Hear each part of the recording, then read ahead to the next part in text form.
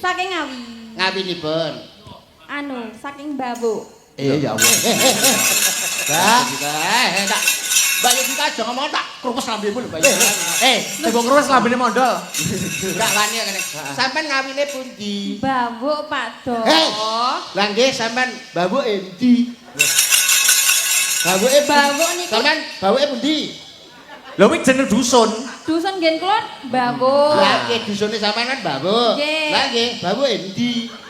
Nggih monggo jenengan pinarak ngen kula. Mungkin Samate babuk pinggiran apa babuk sing tengah? Babu tengah. Oh nggih, sae nek babuk bagian tengah niku sae. Sae. Kok iso sae, Mas? Sae kula tau mriko tau mriko enek warung ngenil cilik. Ana Mbak Sinta, ana Mbak Aulia, ana Mbak Yovika. Oke, bertiga. Bertiga. Siap, oke. Ya berdiri bertiga, Berdiri, coba berdiri. kaya ngopo? Heeh, sepote cerot. Owe. Hai. Hai. Oh. Yo. Hai.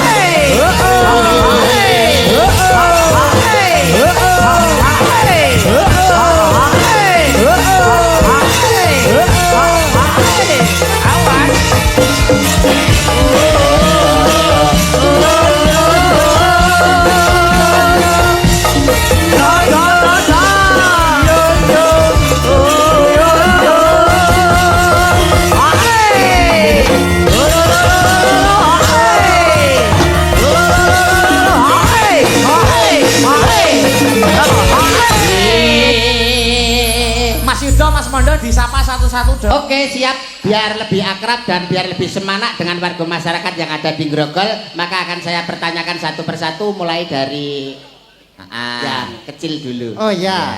Ya, karena Asmane sinten, Mbak? iki asmane wis mari karek watuke iki lho rong dina jek nglegi ae. Kok asmane? Nama. Namanya siapa? Nggih, kula Sinta. Tempat meninggalnya Tempat tinggal. tempat tinggalnya mana? Saking Nganjuk. Oh, Mbak Sinta asli saking Nganjuk. Nganjuk. Nggih. Biyayune mempesona, angger mulih sing lanang mesti njuk.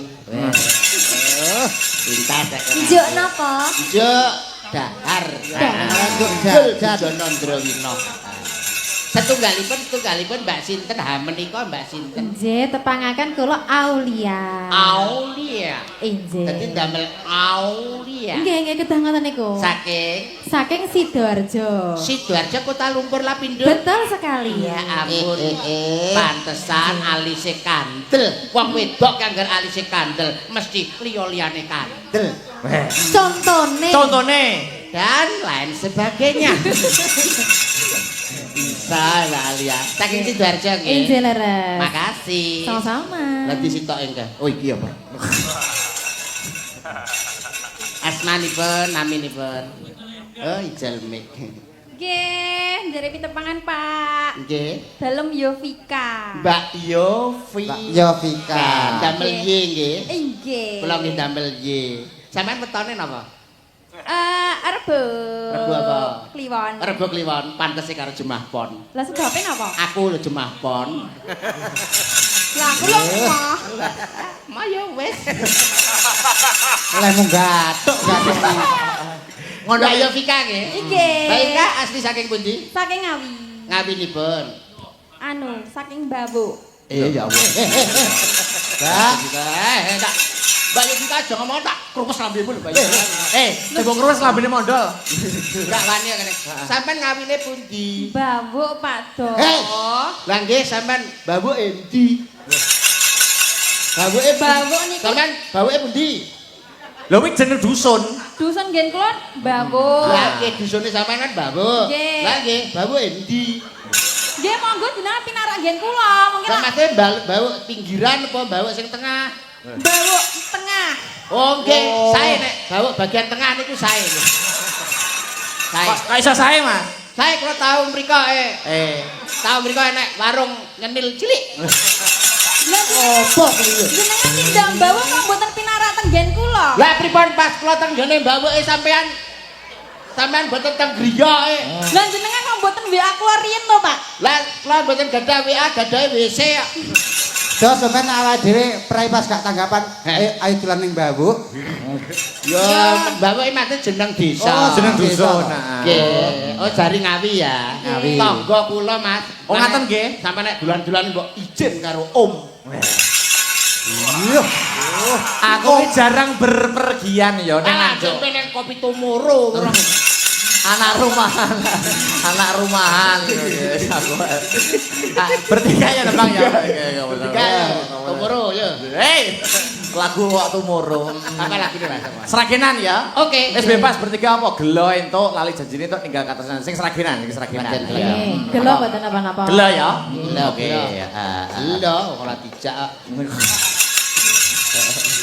Oke, yo, gelo. PS2 Abus PS2 jam kalih niku. Hei. Ora percaya Bun ya. Iku tumurung nganjuk, Pak. Sanes tumurung Ngawi. Lah nggih. Lah yo, maksudnya bar latihan ya Yop ya. Bar latihan ngono lho. Masa ta? Lu malah mosok to. Yo.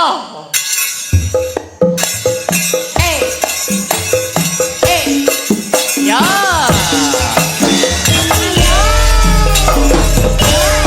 Oke Rio.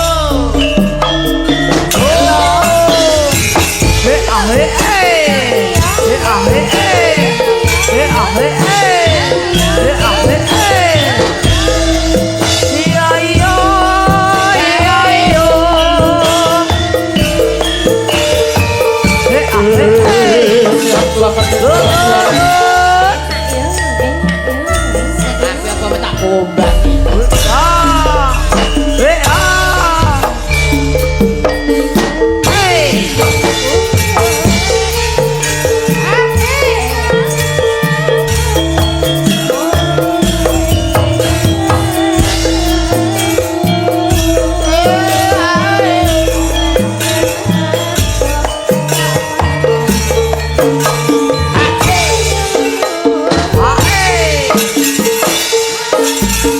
Da da